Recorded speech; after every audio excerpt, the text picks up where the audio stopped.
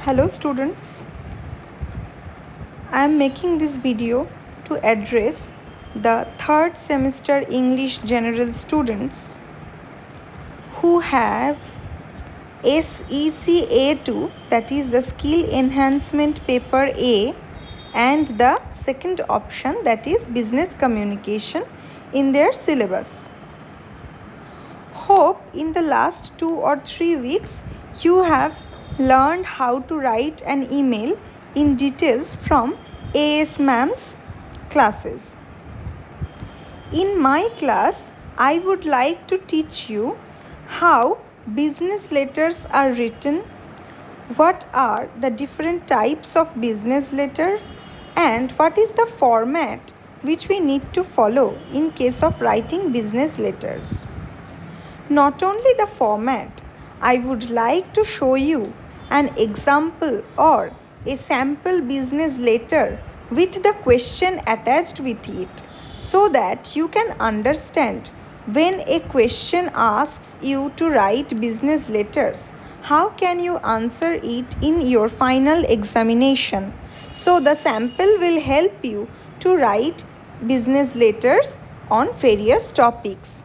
And at the end of this video, in your classroom or in your LMS, that is the learning management system of our college, I will upload a questionnaire and questions from previous year's question paper as well, so that you can understand which kind of business letters you need to prepare in order to give your examination. So let us move to the first slide of our video, in which I will teach you the different types of business letters. So now on your screen you can see there are majorly 5 types of business letters. Those are depicted on the screen. Types of business letters. business লেটারের বিভিন্ন ধরন. The first type of business letter is making enquiries. প্রথম ধরনের business letter হলো enquiry বা কোনো প্রশ্ন তৈরি করা এবং সেই প্রশ্নটা চিঠির মাধ্যমে, বিজনেস লেটারের মাধ্যমে কাউকে পাঠানো. এখানে আমি একটা কথা বলে রাখি, বিজনেস লেটার বেসিক্যালি দুটো বিজনেস কোম্পানির মধ্যে বা দুটো ইনস্টিটিউশনের মধ্যে বিজনেস পারপাস অর্থাৎ প্রফিট রিলেটেড যে সমস্ত আদান প্রদান হয় সেই ক্ষেত্রে বিজনেস লেটার লেখা হয়. তাই বিজনেস কমিউনিকেশনের একটা পার্ট হলো এই বিজনেস লেটার. তো মেকিং এনকোয়ারিজ মানে এই ধরনের চিঠি হতে পারে, in which you are asking a company about their price list or about their products, or maybe news পেপারে তুমি কোনো একটা অ্যাডভার্টাইজমেন্ট দেখেছো যেখানে বিজনেস পারপাসে একটা অ্যাড দেওয়া হয়েছে, সেখানে কোনো একটা কোম্পানির প্রোডাক্ট সম্পর্কে বা তাদের ব্যবসা সংক্রান্ত কোনো তথ্য দেওয়া হয়েছে, সেটা দেখে তুমি তাদের কোম্পানিকে কোনো একটা কিছু জিজ্ঞাসা করে চিঠি পাঠালে. That is making enquiries. Number 2 is replying to enquiries. যখন তোমার কাছে কোনো এনকোয়ারি এলো, তুমি তখন সেটার উত্তর হিসেবে একটা চিঠি পাঠালে. হয়তো তোমার পেইন্টিং বা রঙের বিজনেস আছে, তোমার কাছে অনেক ধরনের পেইন্টস পাওয়া যায়. নিউজ পেপারে তোমার অ্যাডভার্টাইজমেন্ট দেখে কোনো বিজনেস কোম্পানি থেকে রং কেনার জন্য বা প্রাইস লিস্ট চেয়ে পাঠিয়ে তোমাকে কোনো চিঠি পাঠিয়েছে, তুমি তার রিপ্লাই হিসেবে একটা চিঠি লিখবে এবং সেখানে নিজের এনকোয়ারির উত্তর হিসেবে নিজের প্রাইস লিস্ট অথবা প্রোডাক্টের ডিটেলস তাদেরকে জানিয়ে পাঠাবে. That is replying to enquiries. Number 3 is placing orders and sending replies. তার মানে তুমি অন্য কোনো কোম্পানি থেকে কিছু কিনতে চাও, তাই জন্য তুমি অর্ডার প্লেস করে একটা চিঠি লিখবে এবং তারা সেটা রিপ্লাই দেবেন. এই ধরনের চিঠিকে বলা হয় placing orders and sending replies. The main thing of placing orders is there must be a table included if needed in the body part of the letter. তার মানে যখন আমরা অর্ডার প্লেস করে কোনো চিঠি লিখি, বেশিরভাগ সময় দেখা যায় সেই চিঠির মধ্যে আমরা যে কটা জিনিস, যে কটা সংখ্যায় এবং যে দাম দিয়ে চাইছি তার একটা ডিটেলস টেবল বা ছক তৈরি করি এবং সেই ছকের মাধ্যমে আমরা আমাদের অর্ডারটাকে প্লেস করি একটা চিঠির মধ্যে বসিয়ে। সেটার স্যাম্পল আমি তোমাদের দেখাবো, দেখলেই তোমাদের কাছে ধারণাটা স্পষ্ট হয়ে যাবে যে কিভাবে বিজনেস লেটারের মাধ্যমে অর্ডার প্লেস করতে হয়। The next one is cancelling orders. যখন কোনো কারণে আমি একটা অর্ডার প্লেস করেছিলাম কিন্তু সেটাকে ক্যান্সেল করতে চাই, তখন যে বিজনেস লেটারটা লিখতে হয় দ্যাট ইজ ক্যান্সেলিং অর্ডার্স।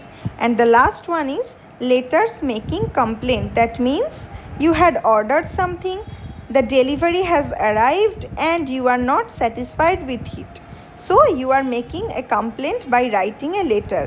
তুমি যে জিনিসগুলো অর্ডার করেছিলে তার মধ্যে কিছু জিনিস হয়তো সাপ্লাই এসেছে ভাঙা, তখন তুমি সেই জিনিসগুলো পরিবর্তন করে নেওয়া অথবা তুমি যে দাম দিয়েছো জিনিসগুলো সেই টাকা ফেরত নেওয়ার জন্য যখন কোনো চিঠি লেখো তখন সেটাকে, বা অন্য যে কোনো কমপ্লেন্ট থাকলে যখন তুমি অন্য কোনো কোম্পানিতে সেই চিঠি লেখো সেটাকে বলা হয় লেটার্স মেকিং কমপ্লেন্ট। তো এরপরে আমরা দেখে নেব যে এই যে এত ধরনের চিঠি, এটা লেখার নির্দিষ্ট কোনো ফরম্যাট আছে কি না। অবশ্যই আছে। তোমরা স্কুল লেভেলে সকলেই ফর্মাল লেটার্স এবং ইনফর্মাল বা পার্সোনাল লেটার্স এই দু ধরনের চিঠি লেখাই শিখেছিলে, যেখানে পার্সোনাল লেটার্সে আমরা আমাদের ফ্যামিলি মেম্বার, রিলেটিভস কিংবা ফ্রেন্ডদের চিঠি লিখি, আর ফর্মাল লেটারে আমরা আমাদের স্কুলের হেডমাস্টার বা হেডমিস্ট্রেস, লোকাল থানার ওসি, কোনো নিউজ পেপারের এডিটর এবং আরও অন্যান্য ব্যক্তিদের যাদের সঙ্গে আমাদের ফর্মাল কমিউনিকেশন বা ব্যক্তিগত সম্পর্ক নয়, ব্যক্তিগত সম্পর্ক বহির্ভূত যে সম্পর্কগুলি, অফিসিয়াল কাজকর্মের জন্য যে সম্পর্কগুলি স্থাপিত হয়, সেই রকম কোনো ব্যক্তিকে যখন আমরা চিঠি লিখি তখন সেগুলো আমরা ফর্মাল লেটার্সের ফরম্যাটে লিখে থাকি। বিজনেস লেটার্সের ফরম্যাট এই সাধারণ ফর্মাল লেটারগুলোর তুলনায় একটু আলাদা হয়। তো আমরা দেখে নিই কীভাবে কোন ফরম্যাট ফলো করে বিজনেস লেটার্স লিখতে হয়। এই স্লাইডে তোমরা দেখতে পাচ্ছ ডান দিকে একটা চিঠি লেখা রয়েছে, যেই চিঠিটার কথাগুলো স্পষ্ট নয়, আমি সেগুলো ব্লার্ড রেখেছি, এবং বাঁ দিকে অ্যারো দিয়ে দিয়ে বেশ কয়েকটা শব্দ বা টার্ম লেখা রয়েছে, যেই টার্মগুলোকে আমি হাইলাইট করে দেখিয়েছি। অস্পষ্ট চিঠিটা থেকে আমরা ধরে নেব যে চিঠিকে কতগুলি ভাগে ভাগ করা যায় এবং সেগুলি কোন গুরুত্বপূর্ণ পয়েন্টস যেগুলো একটা বিজনেস লেটারের মধ্যে ইনক্লুড করতে হয় লেখার সময়। এখানে আমি তোমাদের অ্যালার্ট করার চেষ্টা করব স্টুডেন্টস যে তোমরা খুব মাইনিউটলি এই ফরম্যাটগুলোকে ফলো করবে, বিকজ এই যে প্রত্যেকটা পয়েন্ট এক একটা অ্যারো দিয়ে দেখানো আছে, এই প্রত্যেকটা পয়েন্ট লেখার জন্য তোমরা পরীক্ষায় আলাদা আলাদা মার্কস পেতে পারবে। So I would request all of you to follow the format thoroughly. তাতে যদি তোমার চিঠির বডিতে ইংরেজি ভাষা খুব সাবলীল বা খুব নির্ভুল নাও হয়, তুমি চিঠির ফরম্যাট পুরোটা ঠিক করে আসো, তাহলেও সেক্ষেত্রে তুমি একটা ভালো নাম্বার পরীক্ষায় স্কোর করতে পারবে এই বিজনেস লেটারে। তো এবার দেখা যাক যে ফরম্যাটটা আমরা কিভাবে সাজিয়েছি। এর জন্য আমি পয়েন্টার ইউজ করব এবং পয়েন্টারের সাহায্যে তোমাদেরকে দেখাবো যে কিভাবে ফরম্যাটটা ইউজ করা যায়।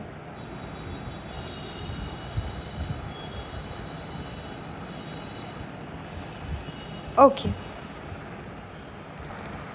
প্রথমেই তোমরা দেখতে পাচ্ছ, প্রথমে যেখানে আমি হাইলাইট করছি that is sender's address. That means the person who is sending the letter, his or her address should be written at the top of the letter.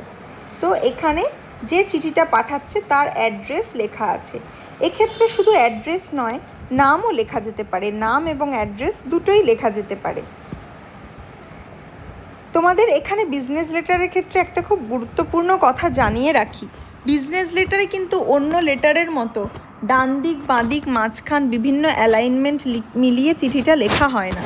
Business লেটারে কেবলমাত্র বাঁ দিকের মার্জিন ধরেই গোটা চিঠিটা লেখা হয়। তোমরা নিশ্চয়ই দেখতে পাচ্ছ যে যতগুলো প্যারাগ্রাফ রয়েছে সব বাঁ দিকের মার্জিন বরাবর শুরু হয়েছে। বাঁ দিকের মার্জিন ছাড়া কিন্তু কোনো বিজনেস লেটার লেখা হয় না। সেই জন্য তোমরা সবসময় বিজনেস লেটার লেখার সময় বাঁ দিকের মার্জিন ফলো করে লিখবে।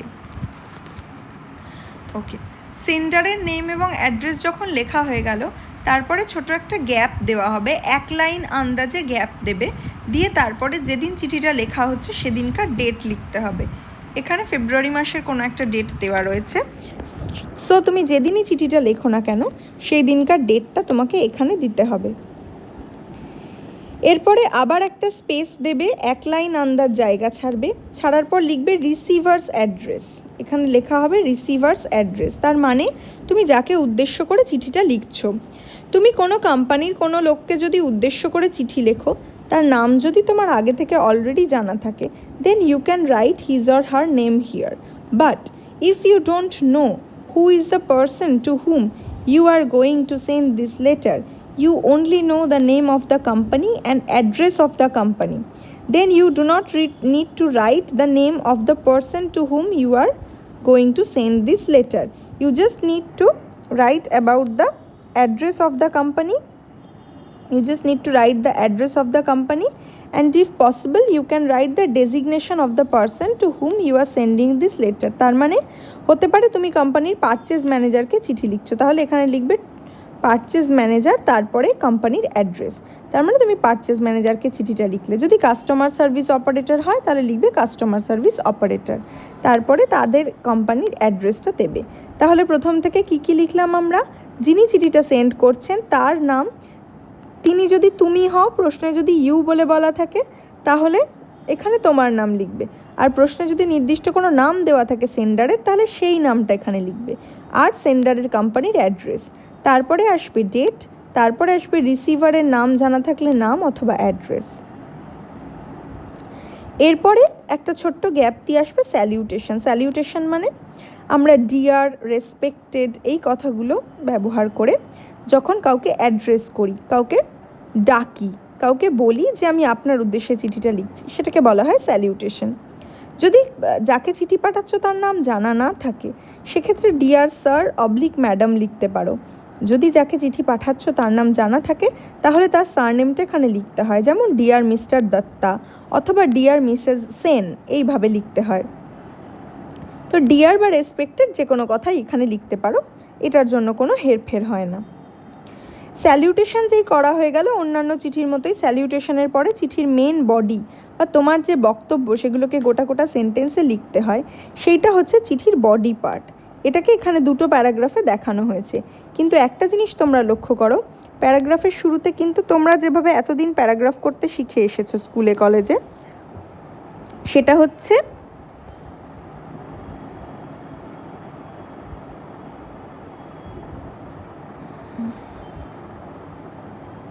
তোমরা স্কুল কলেজে এতদিন যেভাবে প্যারাগ্রাফ করতে শিখে এসেছো, সেখানে এখান থেকে একটা নির্দিষ্ট গ্যাপ দিয়ে মাঝখান থেকে প্রথম সেন্টেন্সটা শুরু হয়, পরেরগুলো আবার মার্জিন থেকে কন্টিনিউড হয়। এখানে কিন্তু সেই ইন্ডেন্টেশনটার কোনো প্রয়োজন পড়ে না, বিজনেস লেটারে সব কিছুই বাঁদিকের মার্জিন থেকেই লেখা হতে পারে, তার জন্য আলাদা করে এখানে কোনো জায়গা ছাড়ার কিন্তু প্রয়োজন পড়বে না। কাজেই তোমরা সেন্টেন্সটা শুরু থেকেই শুরু করতে পারো এবং পরপর লাইনে তোমার মূল যে বক্তব্য, চিঠিটা তুমি কেন লিখছো সেটা লিখতে পারো। এবং মূল বক্তব্যটা কখনোই তোমরা একটা সিঙ্গেল প্যারাগ্রাফে লিখবে না, চেষ্টা করবে চিঠির বডিতে অন্তত দুটো যেন প্যারাগ্রাফ থাকে, এবং তার সঙ্গে তোমরা চাইলে থ্যাংক ইউ এখানে লিখতে পারো আলাদা একটা প্যারাগ্রাফ করে। চিঠির মূল বক্তব্য লেখা হয়ে যাওয়ার পরে যে পোর্শনটা আসে সেটাকে বলা হয় complimentary closing. That means yours truly, yours faithfully, sincerely, এই ধরনের কথা লিখে আমরা সাধারণত চিঠি শেষ করি। সব কিছুই কিন্তু বাঁদিকের মার্জিন বরাবর হবে, যেমন আমি তোমাদের বারবার বলছি। এবং এখানে তোমার নাম সই করলে, যদি সেন্ডারের নাম কিছু দেওয়া থাকে যেটা তুমি এইখানে ইউজ করেছিলে সেন্ডারের অ্যাড্রেস নাম লেখার সময়, তাহলে সেই নামটা এখানে সই করলে, এবং তার কি ডেজিগনেশন এটা অবশ্যই লিখতে হবে। যে কোম্পানি চিঠি পাঠাচ্ছে সেই কোম্পানির হয়ে তুমি চিঠিটা পাঠাচ্ছ, তাই তুমি সেই কোম্পানিতে কোন পদ অধিকারী বা কোন ডেজিগনেশন হোল্ড করো, কোন পোস্ট হোল্ড করো, সেটাই তোমার ডেজিগনেশন, সেটা এখানে লিখতে হবে। হয়তো তুমি কোম্পানির ম্যানেজার, তাহলে এখানে লিখবে ম্যানেজার। হয়তো তুমি সেলস অপারেটর, তাহলে এখানে লিখবে সেলস অপারেটর। সো এখানে তোমার সই বা নাম আর এখানে তোমার ডেজিগনেশন, এই দুটো থাকবে হচ্ছে সিগনেচারের মধ্যে। তাহলে ইয়োর্স ট্রুলি বা ইয়োর্স ফেথফুলি লেখার পর নাম সই করতে হবে অথবা নাম লিখতে হবে এবং ডেজিগনেশন লিখতে হবে। এই পর্যন্ত বেসিক্যালি আমাদের বিজনেস লেটারের মূল ভাগগুলো রয়েছে। এরপরে এখানে তোমরা যে লাস্ট একটা আলাদা পোর্শন দেখতে পাচ্ছ, যেটা বেশ কিছুটা গ্যাপ দিয়ে লেখা হয়েছে, সেটা হচ্ছে এনক্লোজার বা কার্বন কপি। এখন আমরা জেনে নিই এনক্লোজার বা কার্বন কপি কাকে বলে। তার কারণ এর আগে স্কুল লেভেলে তোমরা যে সমস্ত ফর্মাল এবং বিজনেস লেটারগুলো করেছো, সেখানে কোনো দিন এনক্লোজার বা কার্বন কপির কোনো প্রয়োজন পড়েনি, কিন্তু বিজনেস লেটারে এগুলোর প্রয়োজন পড়ে। এনক্লোজার বলতে বোঝায় তুমি তোমার এই চিঠির সঙ্গে যদি অন্য কোনো ডকুমেন্ট অ্যাটাচ করো তাহলে সেই ডকুমেন্টটা কী এটা তোমাকে চিঠির মধ্যে মেনশন করে দিতে হয়। হয়তো দেখা গেল কেউ তোমার কোম্পানি থেকে কিছু জিনিস কিনতে চেয়ে চিঠি লিখেছিল, তুমি সেটার রিপ্লাইং টু এনকোয়ারিজ একটা বিজনেস লেটার লিখছো। সেক্ষেত্রে তুমি নিশ্চয়ই তোমার কোম্পানির প্রাইস লিস্টটা এর সঙ্গে অ্যাটাচ করবে। বা তুমি কাউকে কোনো জিনিস বিক্রি করছো, চিঠি লিখছো যে আপনার যে প্রোডাক্টের রিকোয়েস্টটা ছিল সেটা আমি ডেলিভারি পাঠাচ্ছি, তার সঙ্গে নিশ্চয়ই তুমি এনক্লোজার হিসেবে মানি রিসিপ্টটা অ্যাড করবে, কারণ যিনি জিনিসটা কিনেছেন তার কাছে টাকার বিল যাওয়াটা জরুরি। ঠিক সেরকমই চিঠির সঙ্গে অন্য কোনো যদি জরুরি কাগজপত্র থাকে তাহলে এনক্লোজার হিসেবে সেটাকে এখানে মেনশন করতে হয়। যদি কোনো এনক্লোজার থাকে তবেই মেনশন করবে, না হলে এই পোর্শনটার কোনো প্রয়োজনীয়তা নেই। আর কার্বন কপি মানে হচ্ছে তুমি একই কোম্পানিতে যদি একাধিক লোকের কাছে চিঠিটা পৌঁছতে চাও, হয়তো তুমি শিওর নও যে তুমি যে উদ্দেশ্যে চিঠিটা লিখছো সেই বিষয়গুলো কোম্পানিতে কোন ব্যক্তি দেখাশুনো করেন, তখন তুমি কোম্পানিতে 2 বা 3 জনকে চিঠিটা হয়তো পাঠাচ্ছ। সেক্ষেত্রে এখানে কার্বন কপিতে তাদের নামগুলো উল্লেখ করে দিলে এই চিঠির একটা করে কপি তাদের প্রত্যেকের কাছে তাদের অফিসে পৌঁছে যাওয়ার কথা। কার্বন কপি সাধারণত বেশিরভাগ চিঠিতেই তোমাদের প্রয়োজন পড়বে না, কিন্তু এনক্লোজার প্রয়োজন হতে পারে। সে কারণেই আমি এগুলো দেখিয়ে রাখলাম। যে চিঠিতে কোয়েশ্চেনে এর প্রয়োজনীয়তা তোমরা অনুভব করবে না সেই চিঠিতে তোমরা এগুলো অ্যাড করবে না, স্কিপ করে যাবে। কাজেই এই পোর্শনটা ম্যান্ডেটারি নয়, চিঠি লেখার জন্য এখান থেকে এইটুকু পোর্শনই প্রয়োজনীয়। তাহলে ফরম্যাটটা আমরা পরিষ্কার বুঝতে পেরে গেলাম যে কী ধাঁচে একটা বিজনেস লেটার লিখতে হয়। Now in our next slide we will read a question and I will give you a sample business letter through which you can understand how an original business letter looks like. So in this slide I have put a question. চলো আমরা দেখে নিই প্রশ্নটা কি আছে। Sample business letter for placing orders, তার মানে order place করার জন্য একটা স্যাম্পল বিজনেস লেটারের কোয়েশ্চেন আমি তৈরি করেছি। যে কোয়েশ্চেনটায় বলা হচ্ছে ইউ আর মোহন ভাগত, তার মানে তুমি মোহন ভাগত। অর্থাৎ কেন এটা লেখা হলো? কারণ এটা বোঝানোর জন্য যে তুমি মোহন ভাগত যে চিঠিটা লিখছো, অর্থাৎ সেন্ডারের নেম বা সিগনেচার যে কটা জায়গায় দরকার হবে সেখানে এই মোহন ভাগত কথাটা তোমাকে লিখতে হবে। ইউরেকা ফবস, তার মানে তুমি ইউরেকা ফবস কোম্পানির একজন কর্মচারী, তাই জন্য ইউরেকা ফবস কথাটা লেখা আছে। তার মানে তুমি ইউরেকা ফবস কোম্পানির মোহন ভাগত, যে কোম্পানিটা কিনা নয়ডা অর্থাৎ দিল্লির নয়ডায় কোম্পানিটা স্থাপিত। কাজেই এখান থেকে তুমি সেন্ডারের ডিটেলসগুলো পেয়ে গেলে প্রশ্নের মধ্যেই, যে Mohan Bhagat is the sender, he is the representative of the company Eureka Forbes and the company is situated in Noida. You have received the reply to your enquiry letter from Woodcutters INC. তার মানে Woodcutter বলে একটা company থেকে তুমি একটা চিঠি পেয়েছো, reply পেয়েছো। তার মানে তুমি কোনো একটা এনকোয়ারি করেছিলে এবং Woodcutter কোম্পানি বলে একটি কোম্পানি থেকে তুমি সেটা রিপ্লাইটা পেয়েছো। Dated 2 March 2015। তার মানে 2015-এর 2 মার্চ Woodcutters কোম্পানি তোমার তরফ থেকে যে এনকোয়ারিটা গিয়েছিল সেটার উত্তর দিয়েছে। You feel positive about the companies terms and condition, এবং সেই কোম্পানি যে শর্তগুলো চিঠিতে দিয়েছে, তোমার চিঠির উত্তরে যে ব্যবসায়িক শর্তগুলো লিখেছে সেটা দেখে তুমি খুব স্যাটিসফাইড হয়েছো, খুব পজিটিভ ফিল করেছো।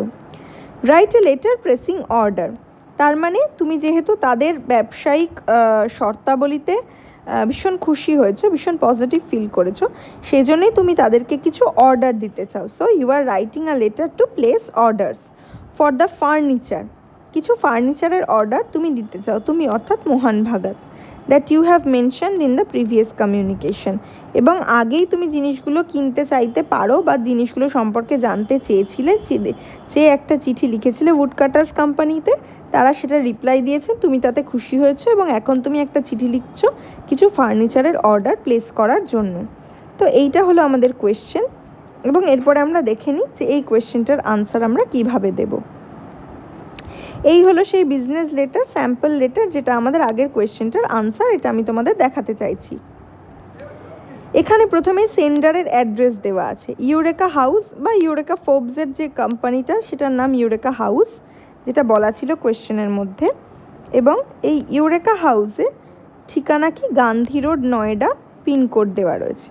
তো ইউরেকা হাউসের ঠিকানা দিয়ে সঙ্গে ফোন নাম্বার, ইমেল আইডিও দেওয়া রয়েছে। এগুলো ম্যান্ডেটারি নয়, তোমরা চাইলে দিতে পারো, চাইলে নাও দিতে পারো। তাহলে এটা হচ্ছে সেন্ডারের ডিটেলস, যেমন আমি তোমাদের ফরম্যাটটায় দেখিয়েছিলাম। তারপরে এক লাইন আন্দাজ স্পেস দিয়ে লেখা আছে আজকের ডেট। ডেট প্রসঙ্গে একটা কথা বলি, কোয়েশ্চেনে তোমরা দেখেছো যে উডকাটার্স কোম্পানি থেকে রিপ্লাই এসেছিল 2 মার্চ 2015।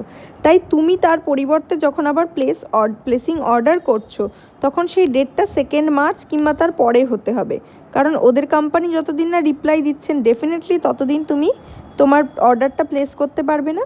তাই 2 মার্চ ওদের রিপ্লাই আসার পরেই তুমি অর্ডারটা প্লেস করছো, কাজেই এটা 2 মার্চ অথবা তার পরে ডেটটা হতে হবে। ডেটের পরে একটা স্পেস দেওয়া হয়েছে এবং তারপরে লেখা হয়েছে রিসিভারের ডেজিগনেশন এবং অ্যাড্রেস। তো তুমি ওই কোম্পানির সেলস ম্যানেজারকে চিঠি লিখেছো সেটা মেনশন করছো এবং তারপরে ওই কোম্পানির ঠিকানা লেখা রয়েছে 3/C উডকাটার্স আইএনসি, জনকপুরি, দিল্লি এবং পিনকোড দেওয়া রয়েছে। তাহলে এইটা হচ্ছে রিসিভারের ডিটেলস। তাহলে ঠিক আমরা ফরম্যাটে যেরকম দেখেছিলাম সেরকম সেন্ডারের ডিটেলস, ডেট এবং তারপরে রয়েছে রিসিভারের ডিটেলস। এখানে একটা নতুন পয়েন্ট অ্যাডেড হয়েছে, এর আগের চিঠিগুলোয় এই পয়েন্টটা ছিল না। এখানে লেখা রয়েছে subject placing order for furniture. এই সাবজেক্টটা অনেক সময় ফর্মাল লেটারে লেখা হয়, বিজনেস লেটারেও লেখা হয়, কিন্তু এই সাবজেক্টটা ম্যান্ডেটারি নয় বলেই আমি তোমাদের ফরম্যাটে এটা দেখাইনি। কিন্তু যদি তোমরা চাও তাহলে তোমরা চিঠির একটা সাবজেক্ট কিন্তু লিখতেই পারো। তাই এখানে সাবজেক্ট লেখা হয়েছে প্লেসিং অর্ডার ফর ফার্নিচার। এরপরে স্যালিউটেশন রয়েছে ম্যাডাম এবং চিঠিটা শুরু হয়েছে this is to follow up our previous communication. তার মানে আমাদের এর আগে যে কথাবার্তা হয়েছিল এটা তারই পরিপ্রেক্ষিতে লেখা হয়েছে। রেফারেন্স নাম্বার মানে উডকাটার্স কোম্পানি আমাকে রিপ্লাই দিয়ে যে চিঠিটা লিখেছিলেন সেখানে এই নাম্বারটা দেওয়া ছিল, তাই জন্য প্রিভিয়াস কমিউনিকেশন কোনটা সেটা বোঝানোর জন্য এই রেফারেন্স নাম্বারটা দেওয়া হয়েছে। এটা তোমরা পারলে দেবে, না পারলে না দিলেও কোনো ক্ষতি নেই। Thank you for your timely response and concern. তো মোহন ভাগাত জানাচ্ছেন যে তিনি উডকাটার্স কোম্পানি থেকে খুব দ্রুত রিপ্লাই পেয়েছেন এবং তার জন্য তিনি থ্যাঙ্কস বলছেন। We would like to place an immediate order for the following sets of furniture. এখন তিনি এলেন চিঠির মেন বক্তব্যে, যেখানে তিনি বলছেন যে আমরা নিচের টেবিলে দেওয়া ফার্নিচারগুলোকে বুক করতে চাই, অর্ডার প্লেস করতে চাই। এবার আমি তোমাদের আগেই বলেছিলাম যে অর্ডার প্লেসিংয়ের ক্ষেত্রে চিঠিতে এই ধরনের একটা ছক বা টেবিল ব্যবহার করা হয়। এখানে খুব সুন্দরভাবে একটা ছক বা টেবিল দেখানো হয়েছে, তাই জন্যই আমি এই চিঠিটাকে সিলেক্ট করেছি তোমাদের স্যাম্পল হিসেবে দেখানোর জন্য। So first the code number is given and then the name of the article, that means the name of the furniture which you are placing the order. Then the material is mentioned and quantity is mentioned. In some cases you can mention the price too. এখানে তোমরা চাইলে দামটাও দিতে পারো। 2213 number হচ্ছে কোডে হচ্ছে conference table ছিল, সেটা উড দিয়ে তৈরি, কাঠ দিয়ে তৈরি এবং দুটো অর্ডার করা হচ্ছে। এখানে নেক্সট কোড নাম্বার দিয়ে সোফা অর্ডার করা হচ্ছে, স্টিল এবং উডের তৈরি এবং সেটা সংখ্যায় দুটো অর্ডার করা হয়েছে। এরপরে অর্ডার করা হচ্ছে চেয়ার, যেটা উডের তৈরি এবং 20টা চেয়ার অর্ডার করা হয়েছে। তাহলে এই টেবিলটা দেখলেই উডকাটার্স কোম্পানির লোকেরা বুঝে যাবেন যে মোহন ভাগাত কতগুলো জিনিস এবং পার্টিকুলারলি কোন কোন জিনিস কিসের তৈরি কটা করে অর্ডার করেছেন, সেটার একটা সুন্দর ডিটেলস কিন্তু এই চিঠির মধ্যে দেওয়া রয়েছে। এই চিঠির মধ্যে খুব সুন্দর একটা টেবিল করে দেওয়া রয়েছে। তারপরে লেখা হয়েছে অ্যাজ পার আওয়ার কমিউনিকেশন, তার মানে woodcutters company and Mohan Bhagat they communicated before and as per their communication we are sending a demand draft of ₹15,000 as advance payment. So Mohan Bhagat is paying ₹15,000 as an advance as he is placing the orders. The rest of the money will be paid at the time of delivery. So the rest of the amount of money মানে 15,000 দেওয়ার পরে যে অর্থটা বাকি থাকবে pay করা, সেই বিলটা কিন্তু উনি ডেলিভারির টাইমে পে করবেন বলে চিঠিতে জানিয়ে দিলেন। Kindly comply with our agreement statements, এবং তিনি রিকোয়েস্ট করলেন যে তার কোম্পানির অর্থাৎ ইউরেকা ফোর্বস কোম্পানির এগ্রিমেন্ট ডিটেলসটাও দেখে নিতে, এগ্রিমেন্ট স্টেটমেন্টটা। We hope to receive the purchase in 3 working days. এবং তিনি বলেছেন যে তিনি আগামী 3 দিনের মধ্যে এই অর্ডারটা কিন্তু ডেলিভার পেতে চান। So he has given all the details. অর্ডারটা প্লেস করেছেন এবং তার সঙ্গে লিখেছেন যে কোন কনটেক্সটে আগেকার কথাবার্তার সূত্রে তিনি স্যাটিসফাইড হয়ে এই অর্ডারটা উডকাটার্স কোম্পানিকে প্লেস করছেন। এবং শুধু তাই নয়, তিনি 15,000 টাকা পাঠাচ্ছেন, বাকি টাকা তিনি জিনিসগুলো ডেলিভারি এলে সেই সময় দেবেন। এবং এগ্রিমেন্টটাও তাদেরকে ভালো করে দেখে নিতে বলছেন এবং রিকোয়েস্ট করছেন 3 ওয়ার্কিং ডেজের মধ্যে প্রোডাক্টগুলো সাপ্লাই দেওয়ার জন্য। তারপরে রয়েছে তারপরে রয়েছে complimentary closing, yours truly and the signature of the sender, Mohan Bhagat, assistant engineer. তাহলে মোহন ভাগত হচ্ছেন ইউরেকা ফোর্বস কোম্পানির অ্যাসিস্ট্যান্ট ইঞ্জিনিয়ার, তাই এখানে তার নাম এবং ডেজিগনেশনটা দেওয়া রয়েছে। তাহলে তোমরা বুঝতে পারলে যে ফরম্যাট যেটা আমি তোমাদের দেখিয়েছিলাম এর আগের স্লাইডে, সেইটা ফলো করে কিভাবে একটা বিজনেস লেটার লিখতে হয়, যেখানে আমরা অর্ডার প্লেস করে দেখিয়েছি। এরপরে আমরা আরও একটা বিজনেস লেটার দেখাবো। এখানে রয়েছে আরও একটা বিজনেস লেটার। এই লেটারটা basically a letter of complaint. যখন আমার কাছে কোনো একটা কোম্পানি থেকে জিনিস ডেলিভারি এসেছে এবং আমি সেটা নিয়ে স্যাটিসফাইড নই, তখন সেটা নিয়ে কমপ্লেন করে আমি একটা কমপ্লেন্ট বিজনেস লেটার তাদেরকে লিখে পাঠাতে পারি। তো দেখে নেওয়া যাক কমপ্লেন্ট বিজনেস লেটার কেমন হয়। So at first the name of the sender and his address is mentioned. So here the sender is not from a business company, কিন্তু ইউজুয়ালি প্রশ্নের মধ্যে বিজনেস কোম্পানি থেকেই কোনো সেন্ডার এবং রিসিভারকে চুজ করতে বলা হবে। তো বিজনেস কোম্পানি থাকলে সেই কোম্পানির নামটা তোমরা এখানে মেনশন করবে। এখানে শুধু সেন্ডারের নাম আর অ্যাড্রেসটাই মেনশন করা আছে। তারপরে ডেট দেওয়া রয়েছে যেমন তোমাদের ফরম্যাটে দেখানো হয়েছে। তারপরে রিসিভারের ডিটেলস দেওয়া রয়েছে, সেখানে লেখা রয়েছে ম্যানেজার ম্যানসার্ড কোম্পানি। তার মানে ম্যানসার্ড ম্যানুফ্যাকচারিং কোম্পানির ম্যানেজারকে এই পিটার বার্গ চিঠিটা লিখছেন এবং এই ম্যানসার্ড ম্যানুফ্যাকচারিংয়ের অ্যাড্রেসটাও এখানে মেনশন করা রয়েছে। সো এইটা হচ্ছে রিসিভারের সমস্ত ডিটেলস। আচ্ছা, সাবজেক্ট হিসেবে লেখা রয়েছে পারচেজ অফ স্পয়েলড গুডস। তার মানে কিছু নষ্ট হয়ে যাওয়া জিনিস পারচেজ করা হয়েছে, অর্থাৎ কেনা হয়েছে, অর্থাৎ যে জিনিসগুলো সাপ্লাই দেওয়া হয়েছে এই কোম্পানি থেকে এই কোম্পানিকে, সেই জিনিসগুলো স্পয়েলড বা নষ্ট হয়ে যাওয়া, সে কারণেই এই কমপ্লেন্ট লেটারটা লেখা হচ্ছে। তারপরে রয়েছে স্যালিউটেশন, ডিয়ার স্যার অর ম্যাডাম। তারপরে চিঠির মেন পার্ট শুরু হচ্ছে। This letter is to bring to your notice concerning the purchase of spoil goods on October 5, 2019। তার মানে 2019 সালের 5ই অক্টোবর আপনার কোম্পানি থেকে আমার কোম্পানিতে যে জিনিসগুলো ডেলিভার্ড হয়েছে সেগুলো সমস্ত স্পয়েলড বা নষ্ট হয়ে যাওয়া, এবং সেইটা আপনাদের নজরে আনার জন্যে আমি এই চিঠিটা লিখছি। At the point of purchase মানে জিনিসগুলি কেনার সময় আই ওয়াজ অ্যাসিওর্ড, আমি খুব নিশ্চিত ছিলাম, the goods would be fresh upon arrival, যে জিনিসগুলো সাপ্লাই দেওয়া হবে সেগুলোর কোয়ালিটি খুব ভালো হবে। ইনস্টিড তার পরিবর্তে দে ওয়্যার ডেলিভার্ড স্পয়েলড, খারাপ জিনিস আমাকে ডেলিভারি দেওয়া হয়েছে। I have attached A photo as well as the delivery receipt, এবং জিনিসগুলো যে খারাপ ছিল বা ভাঙা ছিল বা নষ্ট হয়ে যাওয়া ছিল সেটার প্রমাণ হিসেবে আমি নষ্ট হয়ে যাওয়া জিনিসগুলোর ছবি তুলেছি, এবং তার সঙ্গে আপনাদের যে ডেলিভারি রিসিপ্ট বা মানি রিসিপ্ট, যে আপনাদের কোম্পানি থেকে এত টাকার বিনিময়ে আমাকে এই জিনিসগুলো সাপ্লাই দেওয়া হচ্ছে, সেই যে বিল বা মানি রিসিপ্ট সেটাও আমি চিঠির সঙ্গে অ্যাটাচ করেছি। I would request you to look into this matter, এবং এখন আমি আপনাদের অনুরোধ করছি বিষয়টাতে নজর দেওয়ার জন্য। And either refund my purchase, আপনারা হয় আমার কেনার সমান যে টাকাটা দিয়ে পে করে আমি আপনাদের জিনিসগুলো কিনেছি সেই টাকাটা রিফান্ড করতে, অর্থাৎ আমাকে ফিরিয়ে দিতে পারেন, or send out another supply, অথবা নতুন করে সাপ্লাই করতে পারেন, এই পুরনো জিনিসগুলোর পরিবর্তে নতুন ফ্রেশ জিনিস সাপ্লাই করতে পারেন। সো শুধু কমপ্লেন নয়, কমপ্লেনের সঙ্গে সঙ্গেই পিটার বার্গ জানিয়ে দিচ্ছেন যে তিনি কোন টার্মে নেক্সট বিজনেস করতে চান। তিনি চান হয় তার পারচেসটা রিফান্ড হয়ে যাক, তিনি টাকাটা ফেরত পেয়ে যান, অথবা তাকে নতুন সাপ্লাই দেওয়া হোক। থ্যাংক ইউ বলে তিনি ধন্যবাদ জানিয়েছেন, এবং তারপরে রয়েছে complimentary closing, that is sincerely Peter Berg. এখানে পিটার বার্গের কোম্পানির নাম মেনশন করা নেই, কিন্তু প্রশ্নে সাধারণত কোম্পানির নাম মেনশন করা থাকে, সেক্ষেত্রে এখানে তার ডেজিগনেশনটা লিখতে হবে যে পিটার বার্গ যে কোম্পানির রিপ্রেজেন্টেটিভ সেই কোম্পানিতে তিনি কোন পোস্টে চাকরি করেন সেটা এখানে মেনশন করতে হবে। আরও যে উদ্দেশ্যে তোমাদেরকে আমি এই স্যাম্পল কমপ্লেন্ট লেটারটা দেখালাম তার কারণ এই চিঠিটার মধ্যে একটা এনক্লোজার রয়েছে যেটা আমি তোমাদের দেখাতে পারবো। এনক্লোজার হয়েছে ফটো অ্যান্ড রিসিপ্ট।